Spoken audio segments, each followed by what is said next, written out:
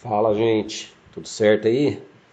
Vamos dar continuidade, né, a esse capítulo 3, Formação e Evolução Geológica da Terra. Eu estava falando para vocês de terremotos, fiquei de falar para vocês de tsunami, né?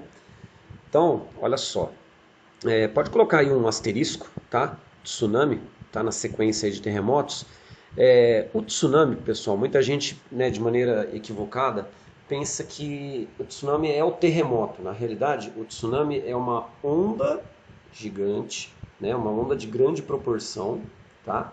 Que é, foi gerada a partir de um terremoto no mar, tá? Então, por exemplo, tá vendo aqui, ó, ele não foi no continente. Houve aqui no Japão, tá, em 2011, alerta de tsunami. Por quê? Aconteceu o epicentro no mar e as ondas, elas chegaram. Aliás, houve alerta? Não, houve tsunami, tá? Não foi de grande proporção que a gente teve, né? Destruidor, que nem foi na região do Sudeste Asiático em 2004, né? Na Indonésia lá, tá? Na Tailândia. Mas houve sim, né?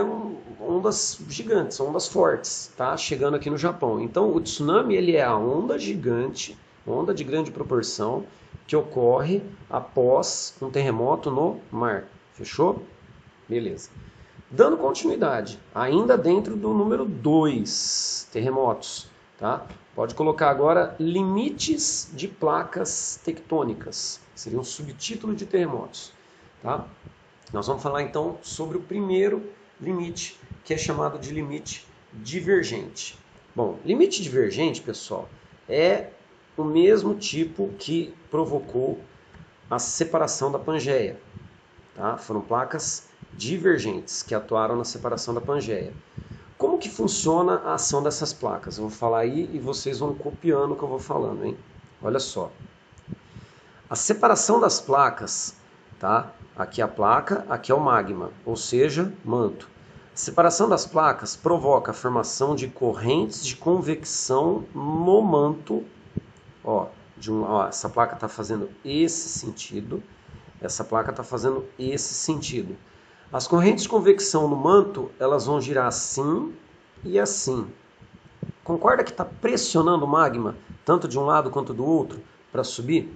Essa pressão do magma vai fazer com que o magma bata na crosta e gere dobramentos. Como ocorre dobramentos? Montanhas, tá? Esses dobramentos eles são no meio do oceano. A gente fala que então formou a dorsal mesoatlântica, tá? Uma cordilheira submersa, tá? No meio do Oceano Atlântico. Tá? Pode acontecer de outras áreas também, mas a gente está falando aqui especificamente no meio do Oceano Atlântico, que seria aqui, gente, ó, dá uma olhada, tá? Pessoal, essa divergência de placas gerou também a formação da Islândia, que é uma ilha vulcânica, beleza? Formação da Islândia, tá? Por isso tem bastante vulcão lá na Islândia. Bom, ocorre também acúmulo de energia no movimento das placas. Esse acúmulo, a gente já falou, pode gerar um terremoto. Quando que gera o terremoto? Quando atinge um ponto de saturação na placa e essa energia ela é liberada. A liberação da energia propaga, né, as ondas sísmicas, que a gente chama de terremotos. Se for no mar, pode gerar um tsunami, pode gerar, tá? Bom, se de repente a liberação da energia for uma liberação de alta intensidade, mas assim, muito alta intensidade, pode provocar uma fissura na crosta e aí a gente tem a formação de um vulcanismo. Beleza? Então percebam, ó, a primeira ação é a formação de uma cordilheira. A segunda ação é um terremoto. E por último só, que pode acontecer um vulcanismo. Então, ó, pode acontecer um terremoto, pode acontecer, tá? Um vulcanismo, mas a formação de cordilheira vai acontecer, isso é fato, beleza? Porque o movimento é constante das placas, né, de separação das placas e, no caso, pressão na crosta, tá? Para que o magma suba, por isso que dobra, beleza? Bom, ainda em divergente, pode colocar o nome dessa região aqui, que é uma região que também tem ação de placas divergentes, é interessante. É a região chamada de Vale do Rift, ou Rift Valley, lá na África. Tá? Olha só, tá aqui nessa região, é no chifre da África. Ó. E aí, tá vendo o sentido das placas, ó, de separação? Esse sentido de separação é o mesmo que provocou a separação da Pangeia. Tá? Então, essa área, ó, tá vendo aqui? Tá até aqui, ó. Essa área, daqui a 300, 350 milhões de anos, vai também separar. Dá uma olhada. Vai haver uma separação aqui e vai formar uma ilha. Tá? Esse pedaço todo aqui. Tá vendo esses lagos? Ó? Esses lagos já é o indício da separação, porque vai preenchendo com água à medida que vai separando. Tá? Vai formando lagos. Beleza? Então, Rift Valley também é ação de placas divergentes. Beleza? Próximo limite de placas. Agora a gente tem os limites convergentes. O limite convergente ele pode acontecer dessa maneira. Tá? Ó, uma placa mais densa acaba sendo engolida por uma placa menos densa. Ou pode acontecer dessa maneira. Quando as duas placas têm densidade igual, se chocam e sobe. É o que acontece no Himalaia. Tá? E aquela primeira foto que eu mostrei para vocês é onde acontece aqui, ó, toda a região andina, tá? Ó, até as cordilheiras rochosas lá nos Estados Unidos, que são, né, o que a gente chama de limite convergente.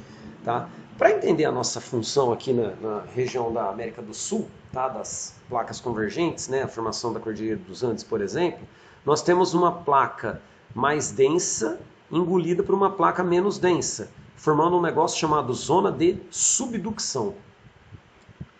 Bom, quando ocorre isso, pressiona o magma para o magma subir. À medida que o magma vai subindo, ele vai formando dobramentos.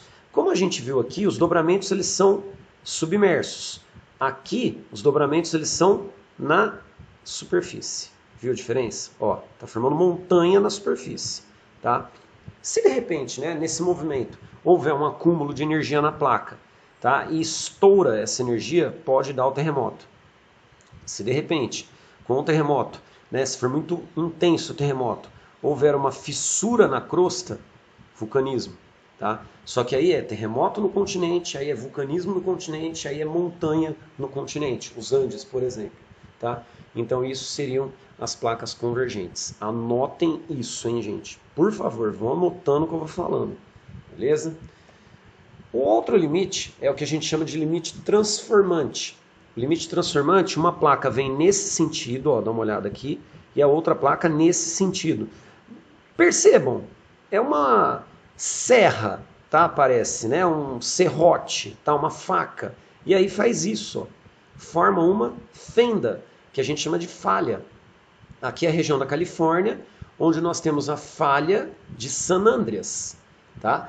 E a falha de San Andreas é o mesmo esquema do Rift Valley, só que a Rift Valley são divergentes as placas, tá? Mas na falha de San Andreas, como nós temos um efeito serrote aqui, ó, vai separar isso aqui também, tá?